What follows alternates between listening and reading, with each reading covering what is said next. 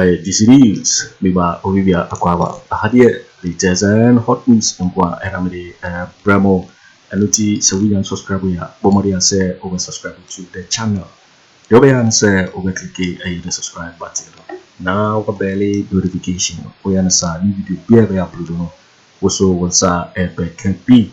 I feel we are now like video and give us a thumbs up. Now feel share my offer so now when you be here now and summer air so ewo Ghana memo hano afi ye share eye and summer about beto ye so yeti yes ansem ye report ye about to yeti ye come we are eposo yeti Sammy tina mama ne asofo no koye omobom paye no a very good move.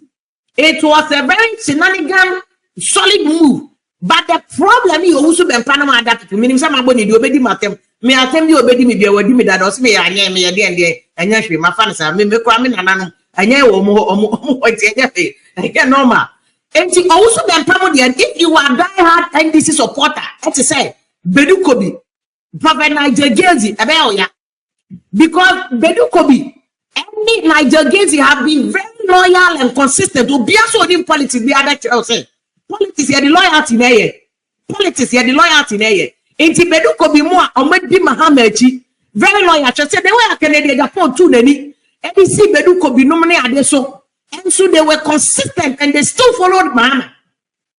Now all of a sudden na mama Owusu Bempah ba no be credit so I don't know osigine nobody can be president. I mean how do you think say bedu kobi ne na Agyapong mo be fele and the NDC people when must play very their cards very well with this Owusu Bempah issue because it will backfire and because me see Nigerians bedu kobi have been very consistent and loyal even against Kennedy Agyapong fire crown no we say Mahama de and you will follow. Look, that kind of loyalty and yet easy sound sabeka that kind of loyalty no and yet easy sound sabeka and it's ano Owusu Bempah ano NPP busa say and some baby two on me NPP for no the campaign no de man and go to the Bompire Mahama that is why NDC must be very careful say Owusu Bempah genuine 100%.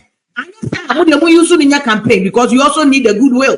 What I say, and if you also get money, you are not so managino because onipa oye komsi komsa kohabra ha onipa oye consistent onipa o to me moving from her because what they have done politics from 1992 obia wa cross carpet and our defective biano the politics in your consistent and the politics in your consistent on onipa chronicles survive it. On our politics, what I say because every day biano or bia who say Anthony Pacrono and now you say or you say to movie new players now are also not sure of the person, so they don't know how to deal with him. It's the NDC crown of the high NDC. A lot of the NDC people are not sure of Owusu Bempah. They know say Obra Hassan Benti and our cross carpet and Waba. It's people like Bedu Kobi Niger Munyina. I mean information just said they are all not happy. They are all not happy. Right now, Chapel, some Franchan Kamunga, they are all not, in fact, the day before, some of them were careful. So they, but then you're careful how information, the man, or any of the things that we will say to him. And to Gabo, better NDC, any Christian community, me will also have Mahama constantly. So it was like, who is advising Mahama? Who? Me was somebody baby cross up and Mahama send that though. Because some Christian community are there, Mahama, they all had very good relationship with Mahama. But Mahama, yes, I can do I don't want them. And then Kofa, and they, no man could be a phenomenon. I didn't answer Duncan Williams, and Omukobon Paya Emma, a friend, Mahama. Meanwhile, Duncan Williams is the chairman. Is the chairman of the cathedral committee. It's what happened. When NDC walk out a criticizing cathedral, not Duncan Williams on supporting Mahama. It's one the Mama Queen, Abedabna Bawumia, so people like Bambocho, no more cut a presby catchis, me almost meet as of one. It's Mahama any ban, Hoso, Bawumia, Winnie Cremofono, where Winnie Christopher so account. So now, what Mahama is doing with this 61 days is to win Christopher back, and he's been very strategic. Sammy Tina Mahama, as of one coin or mobile pioneer, a very good move. It's Ghana politics, no. Obi say, oh, we should discuss bread and butter issue. Bread and butter issue, they ain't ready because you call them inflation war. It's a new never say inflation. You didn't say things are hard. But there are other issues. So informing elections, no religion can, tribal issue can, baby, will be free. And can you say Volta region to NDC because the NDC back party if you Volta region. Can you say also Ashanti region for NDC region for N2 NPP because we are the founders of NPP now. Majority of them for Ashanti Eastern Bruno. You can see tribal issues they are clear in the politics. Some of the religious issues they are very clear. Usually, Christopher and that's why I'm a Christian. And then the candidate a Christopher and to say from President Akufo Addo. Then it will come down to other issues. For instance, between President Akufo Addo, it was about media and if you look at 2004, that's why 2004 elections was very tricky because Omumi were Christians, Kufo Addo, Omuni also the same personality, Omuni also calm. And the issue was about being a Kufo year, and when every Kufo MPP for vote so but still, President Kufo had goodwill. It is still won 2004 elections without even stress. 2008 Nanado against Atamos. What the Obia Nanado at the time 2008. Nanado Obia Minister to Tujabu. All that be die me against Atamos. As I made the mayor some gave me some made a mini Atamos won with Abotsel because at the time Omumi they were Christians. They were all from the south. And their running mates no played a role in terms of getting the northern region vote. Say no, Mahamadu Bawumia in northern region. And Juma Mahama here this week, and let me play you this video. He's also going to the north because Mahama class watch it. Bawumia also say northern region. They say all the northern regions no combine. Bawumia and Mahama vote, you know. And the Mahama any upgrade on northern region say no 60 days. Or Baguma mono so mani ni anoma kan mu temi so me yemunia. Mon kan me na momra. Let me play this video to you. That when we're in government, people feel safe and they are able to go about their business. Unfortunately, since NPP has been in power, it is as if we are living under a curfew. In the night when you drive on the roads, there are no cars because everybody is afraid of armed robbers. When NDC is in power, you can drive at any time of the night safely. And so, I'm giving a hint to the armed robbers. NDC is coming back. We're going to make our country safe again. We cannot stand the situation where our mothers go to the market and when they're coming back, they've sold their goods, armed robbers stop them, steal their money, collect their mobile phones, and take everything that they have with them. We are going to come and fight armed robbery and make sure that we make Ghana safe again. We need it because if the 24-hour economy policy must work, then we must have safety and security in the country. So we're going to make our roads safe again so that people can go to markets and do whatever they want at whatever time of the day and be able to know that they will get back home safely without being attacked and killed. Yeah, this is President Mahama, and I like so far the President Mahama campaign way this year 2024 campaign. What they compare President Mahama campaign or running year 2020, you can see that the NDC team has worked. They have worked. Lapses credit will no just all work, and you can be able to do a critical analysis of where the lapses are. But they can see that the NDC team have really worked. Where the Mahama's campaign, campaign was so serious. Very serious. Say, so I like what President, and you can see that of rural areas, and he's tackling issues only maybe originate to see the security. And security will be any so before I do slamne, Bruno, any of the Tampo Road near there, one and so he's speaking the issues are and Gyamfi more relatable. Well, they can be able to relate to the issues. I like what Mahama is doing. He's coming down to the issue. All this boasting of spiritual authority, spiritual privilege, spiritual uniqueness, we see happening in the church. And from obviously flawed people. They are liars, they are cheats, they are fornicators, they are adulterers, they are idolaters. That means they are practicing idol worship, fetishism in the church. So you see that this man has no discipline, has no moral compass, has no real integrity, but God is using his strength. We must be very careful, Pentecostals and charismatics, when you see people supposedly used by God, but who have obvious, clearly character flaws. Character flaws. Obvious. The man is sleeping with all the ladies, having sex with all the girls in the church. We cannot say, but he's anointed. We have to know.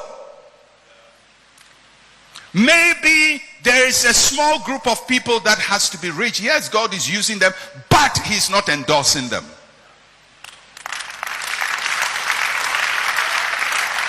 And the supposed miracles happening in their lives is not an endorsement of their character. The charismatic church, we see so much power, and maybe that is what all of you see. But I see so much danger and so much self-destruction, so much dissipation of confidence. More and more the congregation and the public is losing confidence in us. They are losing confidence in men of God, in clergymen. If you call yourself a prophet, it's almost like a title meaning conman. Openi na koma papenti onyame asado omai ahyemesabi bibia ntimi sia no kwa. Amen. Make the mistake to say so we should imitate Samson and learn from his ways and go and do what Samson did. And go and lie on a lady's lap and tell her all your secrets. Are you crazy? What's wrong with you, Mr. Samson? What's wrong with you, Mr. Samson? And when he's the thing about Samson that I can't get, you try it once, and the lady calls the Philistines. So you should by now say that, hey, we are in trouble. Oh. If I tell my secret, I'm in trouble. He does it twice. He does it until now. The Bible says now he can't stop, so he says it. So you see that this man has no discipline, has no moral compass, has no real integrity, but God is using his strength. We must be very careful, Pentecostals and charismatics, when you see people supposedly used by God, but who have obvious, clearly character flaws. Character flaws. Obvious. The man is sleeping with all the ladies, having sex with all the girls in the church. We cannot say, but he's anointed. We have to know. Maybe there is a small group of people that has to be rich. Yes, God is using them, but he's not endorsing them.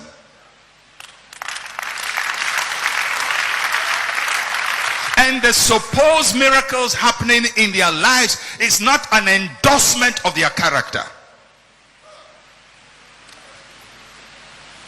Because sometimes, I hear pastors speaking and say, if I be a man of God, who are you? I mean, what are you saying? You think God answers you because you are a man of God? God answers us because of his mercy. You think you have impressive credentials. If I be a prophet, if I be a man of God. Shut up and sit down. You are just another human being that God picks somewhere by the roadside and is using. Shut up and sit down.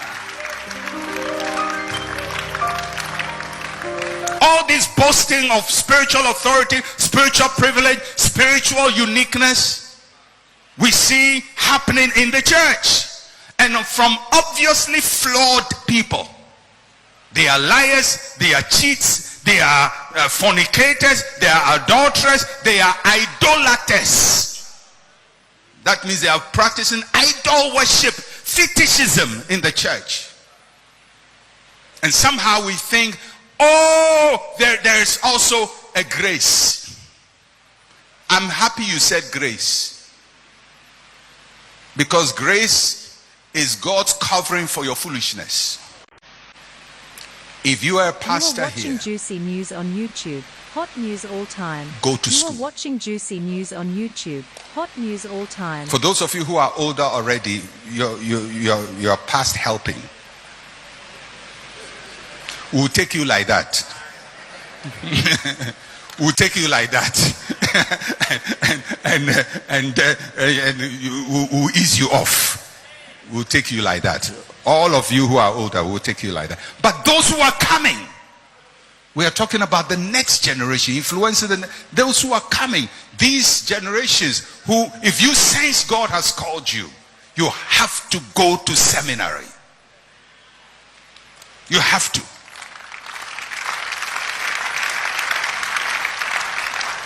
If you are in your 20s, you feel God has called you, go to seminary. If you are in your 30s, God has called you, go to seminary. If you are in your 40s, God has called you, go to seminary. If you are in your 50s, we'll hold you like that. We'll hold you like that. 50s, 60s. We'll just manage with you and ease you out. May you do no harm to the next generation. May you do no harm to the next generation. But we'll hold you like that. The charismatic church, we see so much power, and maybe that is what all of you see. But I see so much danger and so much self-destruction, so much dissipation of confidence. More and more the congregation and the public is losing confidence in us. They are losing confidence in men of God, in clergymen. If you call yourself a prophet, it's almost like a title meaning conman. How can we take such a sacred title that Isaiah had, that Jeremiah had, that Ezekiel had, that Daniel had, all of these great people? We have so commoditized it and so cheapened it that now this noble title almost means a con man. Because there's no regulatory body, everybody picks titles as they want and parade with it. Bishop. When I was growing up, if somebody was a bishop, we believed that they were a noble person in the clergy. Because the churches which had bishops in Ghana were two, mainly. The Catholic Church and the Anglican Church. And their bishopric was based on the diocesan system. The Catholic Church, as far as I can remember when I was growing up, had I think about 6 or so dioceses in Ghana. So 6 bishops. The Anglican Church had similar, probably less, maybe 6 bishops. Later the Catholic Church expanded its dioceses. I think now they have probably about 20-something dioceses in Ghana, about 20-something or whatever bishops. Anglican Church similar. Then Charismatics and Pentecostals say, we won't spoil there. We take whatever is noble. Apostle. We have made apostle cheap. We've made prophet cheap. Then we say bishop. Now it's your turn. Juicy News on YouTube. Hot news all time. And we have desecrated it so that the title bishop has no nobility attached to it again. Any person with 3 lizards is a bishop.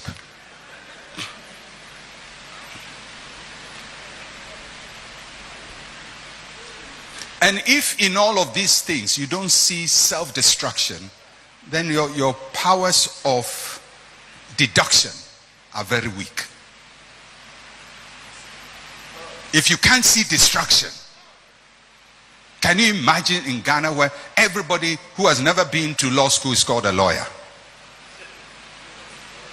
I get up and say, hey, I'm a lawyer. From today I'm lawyer, so and so and so. I'm architect so-and-so, I'm doctor so-and-so. Can you imagine what will happen to the health profession? Or the legal profession? Or the judiciary? I get up, I say, hey, well, I'm able to decide people's matter. From now I'm judge. I'm Chief Justice Mensa Otabil.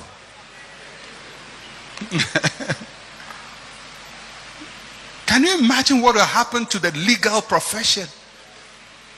Or the pharmaceutical profession? Or to any profession, engineering? Just think of it.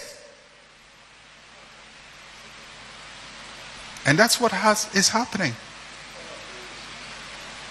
We've taken the noble characters, the noble titles, the noble offices that people toiled for, to build value and integrity for. Charismatics attack it and dissipate it. And when they have dissipated it, now he will go and call himself chief bishop, major prophet. I mean, it's as if our nonsense is not enough. We have to invent new nonsense.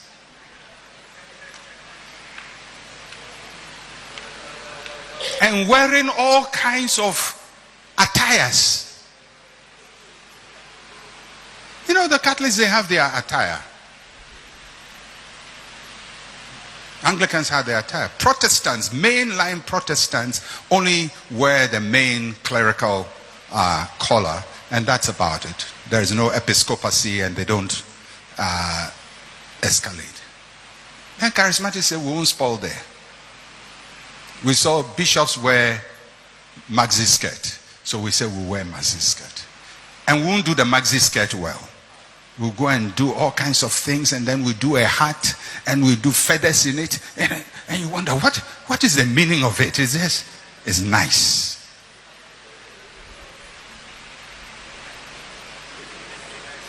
And you see, charismatic, I see sometimes people wearing these fancy dresses. They say they are bishop, wearing fancy dresses, What is the meaning? What is the theological significance? What is the philosophy? What is the historicity of it? How does it work with your self-proclaimed beliefs? It's nice. It will make you powerful.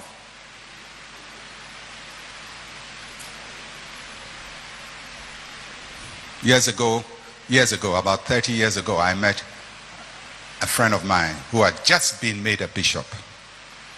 So I saw him and said, hey, Ujaf, you are now a bishop. He said, yeah. Then I saw a cross around his neck, and he's put the cross on in his pocket. I said, oh, okay, you are married to the church now. You are wearing a ring. You are married to the church. Now, you know, the Catholics, they don't marry. Their wife is the church. They are married to the church forever. So the church is always on their heart. Your wife is on your heart. So the thing you are wearing itself, its significance is lost on you. Yeah, somebody say polygamy.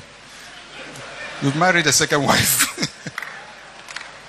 So he's wearing all of this. I said, why are you doing this? Have you studied church history? Do you understand where clergy garments came from? Do you understand why they do so and so? Do you understand why they hold this and all of that and all? Does it work with your own theology as a Pentecostal? Is it consistent? You say, hey, my brother, this thing to open doors. It will open doors. To open doors. I said, what doors? He says, now, since I became this, you know, they call for big meetings for bishops, and I'm also invited. And the Ghanaian society is that, you know, because our society is unregulated, the media just use titles by heart. A herbalist is a doctor. And all kinds of people. So they don't even discern and help to correct the mistakes of the society. They amplify it. So at this point in time, Pastor Eastwood, I don't know. When I look into the future of charismatism, I see self-destruction. You know, it's one thing I like about the Catholic and the Anglican Church. Because the pastors, the clergy, they are trained to handle confidential information. Because people go for confession. And they tell the priest stuff. And the priest has to handle that information confidential. If it was charismatics and people did confession, we'll have prayer topics, we'll have preaching topics, we have insinuation topics, we have control, manipulation. Remember the thing you told me? If I tell your wife right now, come and sow seed. Thank God nobody comes for confession to charismatics. You have to learn to handle confidential information. And what God shows you is confidential information.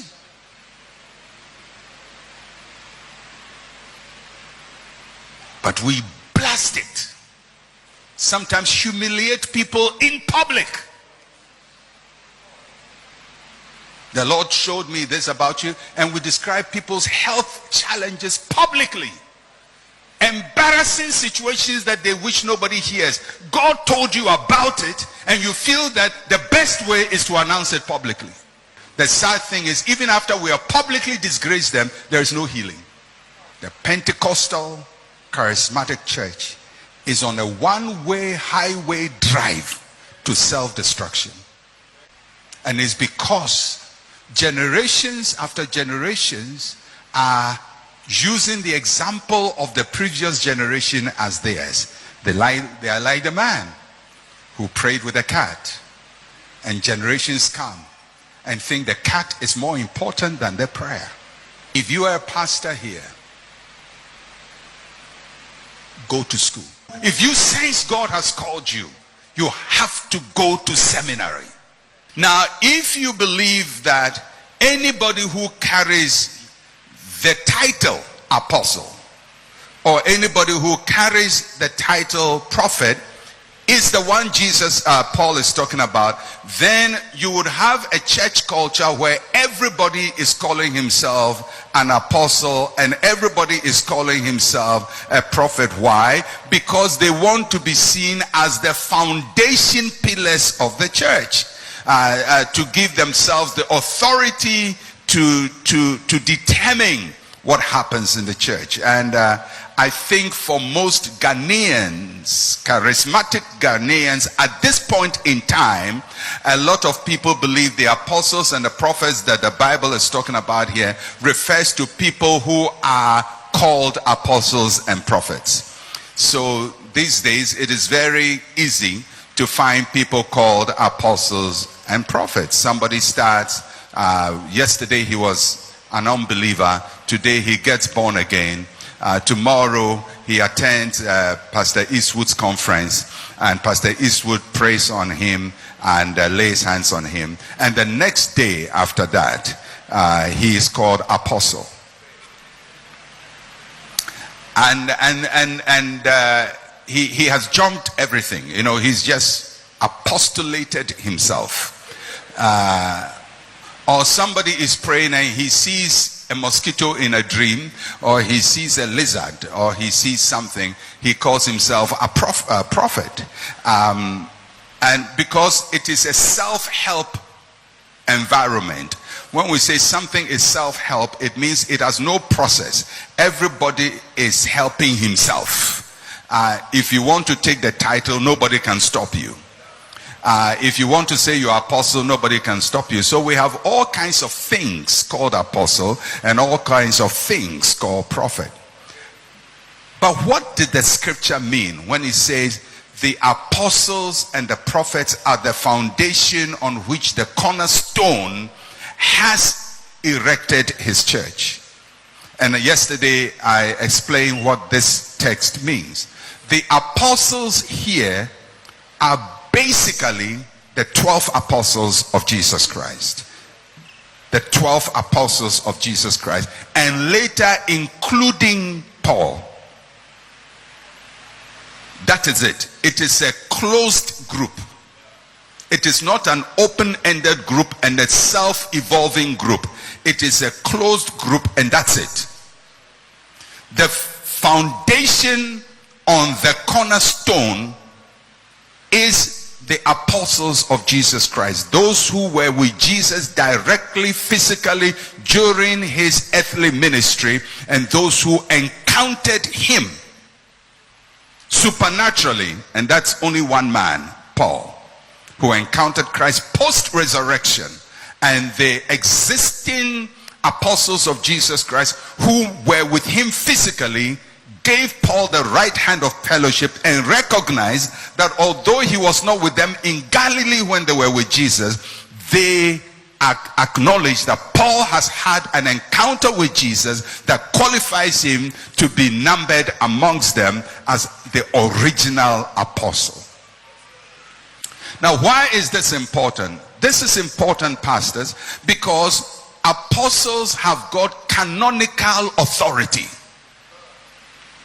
Canonical authority. What do we mean by canonical authority? It means that their writings and their teachings are recognized as scripture. Their writings and teachings recognized as scripture. And that is why the letters of Paul were recognized as scripture. The letters of Peter recognized as scripture. The letters of John recognized as scripture. Because the apostles had canonical authority. The other group that had canonical authority is the prophets. And what does it mean when the Bible talks about prophets here? It doesn't mean any prophet existing today. They are not included in this definition. It doesn't mean any prophet that has existed in time past. And it doesn't mean any prophet who existed in the New Testamental era. This prophet here refers specifically to the canonical prophets. That is the prophets who wrote scripture. Isaiah, Jeremiah, Ezekiel, Daniel, Hosea, Joel, up to Malachi. These are canonical prophets. And they are the foundation stone around which the church is built. So, why is that so? And I said that yesterday. The prophets of old pointed, Jesus is coming, the Messiah is coming. The apostles tell us he has come. That's all. He is coming, he has come. So these two tell us the rock is coming. And then the other says the rock has come.